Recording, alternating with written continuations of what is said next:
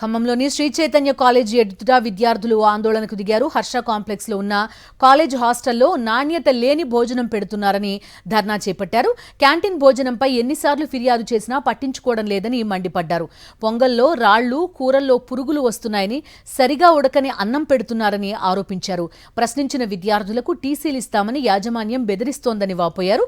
తమ సమస్య పరిష్కరించే వరకు పోరాటం కొనసాగిస్తామని తేల్చి చెప్పారు విద్యార్థులు.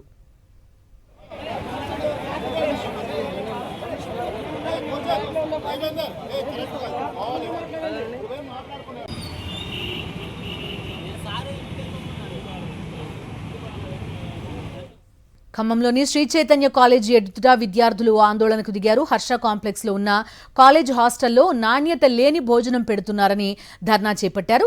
క్యాంటీన్ భోజనంపై ఎన్నిసార్లు ఫిర్యాదు చేసినా పట్టించుకోవడం లేదని మండిపడ్డారు.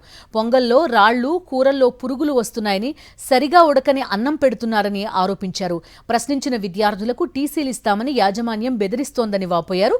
తమ సమస్య పరిష్కరించే వరకు పోరాటం కొనసాగిస్తామని తేల్చి చెప్పారు విద్యార్థులు.